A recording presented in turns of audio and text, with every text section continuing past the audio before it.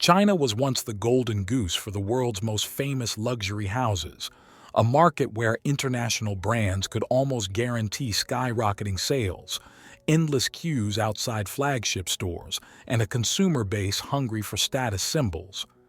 But what if I told you that some of those same brands, once untouchable, are now quietly losing their grip on this powerful market? It might sound shocking, but the truth is that a dramatic shift is happening right now, one that could redefine the future of global luxury. In today's video, we are exploring 15 luxury brands that are rapidly losing market share in China. By the end, you'll understand not only which brands are struggling, but also why this decline is happening, what it tells us about changing consumer behavior, and how it could shape the next decade of the luxury industry. So, if you've ever wondered how consumer power can rise and fall, or why the logos we associate with wealth aren't always forever, stay tuned. This is going to be a fascinating journey. To begin, let's understand why China is such an important battlefield. For decades, it has accounted for more than a third of global luxury sales, with young, urban, and brand-conscious shoppers driving growth. But consumer expectations have evolved. Today's buyers want authenticity, cultural resonance, sustainability, and exclusivity. A brand that fails to meet these demands risks losing relevance overnight. And that's exactly what's happening to some of the most iconic names in fashion, jewelry, and accessories. At number 15, we look at Burberry. Known for its iconic trench coats and check patterns, Burberry has faced an identity crisis in China. The younger generation sees the brand as outdated, and despite efforts to modernize with streetwear collaborations, the perception of Burberry as a label of the past continues to haunt it. Add to that weaker digital strategies compared to local competitors, and Burberry finds itself struggling to connect with an audience that values online-first experiences. Number 14 is Coach, once considered an accessible entry point into luxury. But in China, the brand has been hit by overexposure and heavy discounting. Many Chinese consumers now view Coach as too common, lacking the exclusivity that true luxury buyers demand. While Coach has tried to rebrand as modern luxury, it faces an uphill battle against younger, trendier labels. At number 13, we have Prada. This might surprise you, but Prada's minimalist aesthetic, which once captivated Chinese elites, is now perceived as too cold and distant. Consumers in China are increasingly drawn to storytelling, emotional resonance, and cultural relevance. While Prada remains respected globally, its Chinese market share has seen declines as competitors like Dior and Bottega Veneta capture more attention. Number 12. Michael Kors. Michael Kors expanded aggressively in China, but that expansion diluted its luxury image. It became associated with affordable luxury rather than true exclusivity. For a market where showing status is still powerful, Michael Kors became too easy to access and too heavily discounted, leading aspirational buyers to look elsewhere. Number 11 is Tiffany & Co. Once the go-to brand for diamond engagement rings, Tiffany has struggled to compete with local jewelers who offer customization and cultural symbolism.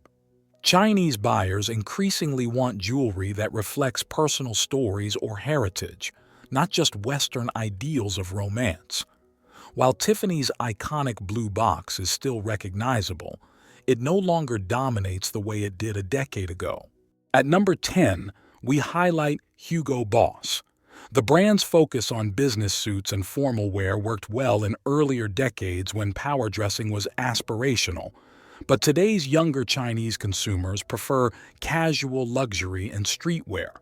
With less relevance in everyday lifestyles and limited reinvention, Hugo Boss finds itself losing ground to brands that feel more adaptable and modern. Number 9 is Versace. Known for bold prints and daring designs, Versace initially attracted attention, but its reputation in China suffered after controversies around cultural missteps and mislabeling territories. In a market where national pride is strong, such errors can be disastrous. Even with celebrity endorsements, Versace hasn't fully recovered its trust or status. Number 8. Salvatore Ferragamo. While once admired for its craftsmanship, Ferragamo has struggled with brand positioning. Its designs often appeal more to older demographics, leaving it disconnected from the younger, fashion-forward Chinese shoppers who now dominate the market.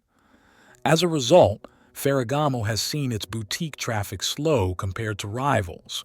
At number 7, Montblanc, best known for luxury pens and accessories. Once a strong gift item in Chinese corporate culture, Montblanc's reliance on office status symbols has weakened as gifting traditions evolve and as digital tools replace traditional writing instruments. The brand has tried to pivot into watches and leather goods, but competition in those categories is fierce. Number 6.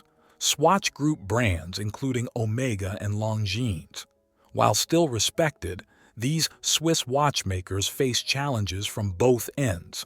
Ultra-luxury watch buyers move toward Rolex and Patek Philippe, while young consumers turn to Apple Watch or homegrown Chinese smartwatches. The mid-range luxury watch segment is shrinking, leaving Swatch brands squeezed in the middle. Number 5 is Ralph Lauren.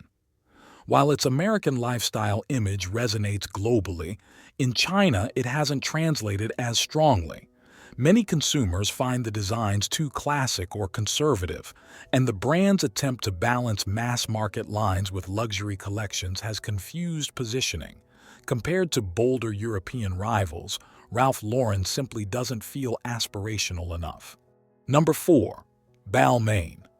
Despite high-profile celebrity endorsements, Balmain's edgy style has not fully resonated with Chinese luxury buyers who prefer more timeless designs.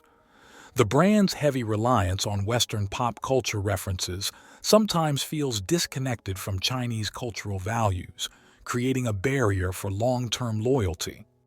Number 3 is Valentino.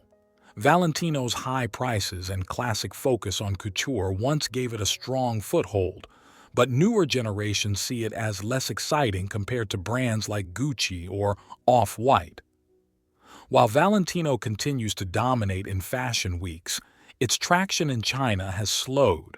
At number 2, we have Dolce & Gabbana, arguably the most infamous case. The brand's reputation in China collapsed after a controversial advertising campaign in 2018 that many saw as culturally insensitive. Despite apologies, the damage was deep and lasting. Boycotts spread quickly across social media, and Dolce & Gabbana went from being a coveted label to a cautionary tale of how quickly a brand can fall out of favor in China. Finally, at number 1, perhaps surprisingly, is Louis Vuitton. While Louis Vuitton is still one of the strongest luxury brands globally, in China its dominance is being challenged by consumer fatigue and rising competition. For many young buyers, Louis Vuitton's monogram has become overexposed.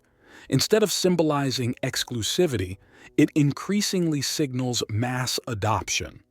As Chinese consumers look for less obvious status symbols, Louis Vuitton's challenge is to reinvent its image before losing more market share. So what do all these examples tell us? The story isn't just about 15 brands losing traction. It's about how the definition of luxury itself is changing. Today's Chinese consumers value cultural sensitivity, authentic storytelling, limited edition exclusivity, and digital-first engagement. Brands that fail to adapt risk losing not just market share, but also cultural relevance. In conclusion, the rise and fall of these 15 brands in China is a lesson for the entire luxury industry. No name, no matter how historic or powerful, is immune to changing tastes and cultural shifts. For brands, the message is clear: evolve, connect authentically, or risk being left behind. For consumers, it shows how powerful your choices are in shaping billion-dollar markets. If you enjoyed this deep dive into the luxury world, don't forget to hit that like button, subscribe to the channel for more insightful content, and share this video with friends who are just as fascinated by fashion and business as you are. Drop a comment below to tell us which of these brands surprised you the most or which ones you think might make a comeback. Thanks for watching, and I'll see you in the next video.